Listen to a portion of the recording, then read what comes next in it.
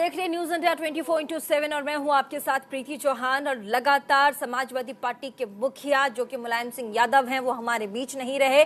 कल उन्होंने गुड़गांव के मेदांता हॉस्पिटल में आखिरी सांस ली और आज उनकी अंतिम विदाई है। सैफई से उनको अंतिम विदाई दी जाएगी। सैफई उनका पैतृक गांव जहां पर वो मुखाग्नि अखिलेश यादव देंगे। अब से ठीक 1 घंटे के बाद 3 बजे अंतिम जो यात्रा है उनकी खत्म हो जाएगी। 3 बजे अंतिम संस्कार के लिए उनके पार्थिव शरीर को ले जाया जाएगा। और ऐसे में अभी आपको सीधे लिए चलते हैं सैफई जहां पर क्या कुछ हलचल है, किस तरह का माहौल है, आपको एक बार दिखा देते हैं। लगातार सैफई से हमारे पास जो तस्वीरें आ रही हैं वो हम आप तक पहुंचा रहे हैं। जनसैलाब उमड़ पड़ा है सैफई में और ऐसे में कहा जाता है जननायक, पहलवान नेता, पहलवानी और जमीन से जुड़े हुए नेता जो कि सियासत के सफर पर बहुत आगे निकल गए। हम आपको बता दें कि कई बार उत्तर प्रदेश के मुख्यमंत्री के पद पर आसीन रहे मुलायम सिंह यादव और ऐसे में आज उनके अंतिम दर्शन के लिए पूरा का पूरा उत्तर प्रदेश उमड़ पड़ा है। क्या नेता, क्या अभिनेता और ऐसे में क्या विपक्ष के नेता, तमाम बड़े लोग आपको आज मुलायम सिंह जी की अंतिम यात्रा में दिखाई पड़ेंगे। और ऐसे में लगातार जो हमारे पास तस्वीरें आ रही हैं वो हम आप तक पहुंचा रहे हैं। और हम आपको बता दें कि कैसे जनसैलाब के नेता बने मुखिया बने, नेता बने नेताजी। और ऐसे में मुलायम सिंह यादव, आप सोचिए कितनी मेहनत करनी पड़ी होगी। हमने तमाम बड़े बड़े मंत्री नेताओं से बात की, एसपी सिंह बघेल रहे, रामकृपाल यादव रहे, इन तमाम नेताओं ने कई बड़ी बातें बताई हैं। उन्होंने, एसपी सिंह बघेल साहब ने कहा कि मैं तो उनका सिक्योरिटी भी रहा हूं। मैं आपको बता दूं कि जब कोई भी, आप सोचिए सरकारी खजाने की तो बात नहीं है, यहाँ जो उनके गांव के लोग थे, किसी के घर में कोई मर गया, शादी विवाह है या ऐसा कोई समय आ गया जिसमें पैसों की जरूरत है तो नेताजी कुछ नहीं देखते थे, हाथ बहुत खुला था। हालांकि गरीब मध्यम परिवार से वो आते थे लेकिन ऐसे में लोगों की मदद करने से पीछे नहीं हटते थे।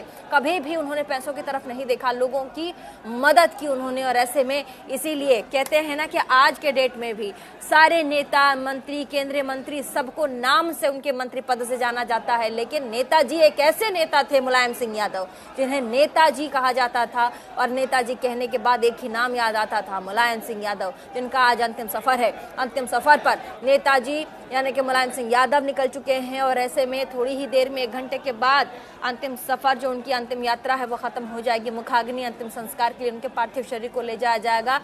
मुखाग्नि देंगे अखिलेश यादव। और लगातार हमारे पास न्यूज इंडिया 24/7 के प्लेटफॉर्म पर हमारे पास तस्वीरें आ रही हैं। और ऐसे में ये देखिए अखिलेश यादव, उनकी पत्नी, धर्मपत्नी डिंपल यादव माला अर्पित करते हुए मुलायम सिंह यादव को। और ऐसे में जब डिंपल यादव के साथ अखिलेश यादव की शादी की बात चली थी तो कहा जाता है कि नेताजी पहले व्यक्ति थे जिन्होंने डिंपल को बहू के रूप में स्वीकार किया था।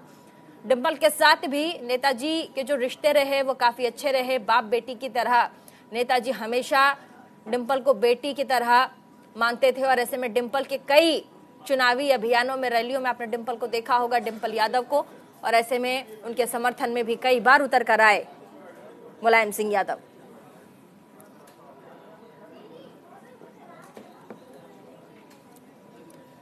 और समर्थकों की जो भीड़ है, जो हुजूम है, जो इस वक्त देखते ही बन रहा है। और हम सब, मैं तो इस वक्त स्टूडियो में हूं लेकिन विजुअल्स के जरिए जो तस्वीरें हमारे पास आ रही है उसके जरिए मैं बता सकती हूं कि ये जननायक जो है वो कैसे जन का नायक बना होगा, किस तरीके से अपने आप को दिन रात खपाकर लोगों के बीच में काम कर कर उनके दिल को उन्होंने जीता होगा। और ऐसे में तस्वीरें बहुत कुछ बयां करती हैं। कल गुड़गांव के मेदांता हॉस्पिटल में नेताजी मुलायम सिंह यादव ने अंतिम सांस ली और उसके बाद अखिलेश यादव, उनके जो सुपुत्र हैं, उन्होंने ट्विटर पर ट्वीट करके पूरे देश को उन्होंने सूचना दी और कहा कि हमारे बीच मेरे पिताजी अब नहीं रहे, हम सबको छोड़कर नेताजी चले गए हैं। रामकृपाल यादव जी एक बार फिर से पूर्व केंद्रीय मंत्री हमारे साथ जुड़ चुके हैं फोन लाइन पर। रामकृपाल यादव जी, आपने कई ऐसी बातें बताई जिसको सुनकर हमारे दर्शकों को लग रहा था कि वो उस समय को जी रहे हैं। इसीलिए हम बार बार कोशिश कर रहे हैं कि आपके जरिए तमाम वो कहानियां जो आपके जहन में है वो हम अपने दर्शकों को सुना सके। और ऐसे में रामकृपाल जी, कुछ ऐसी बातें जो आपके दिल को छू गई हो नेताजी की और आप हमारे दर्शकों से साझा करना चाह रहे हो, एक बार अगर आप बताएं। आज नेताजी नहीं है, उनकी कमी को कोई पूर्ति नहीं कर सकता आने वाले भविष्य में भी, मुझे ऐसा लगता है। सबसे पहले तो उनको उनके चरणों में प्रणाम करते हैं, श्रद्धा की सुमति करते हैं। पहले बहुत पुराना संबंध रहा है मेरा उनसे मेरा।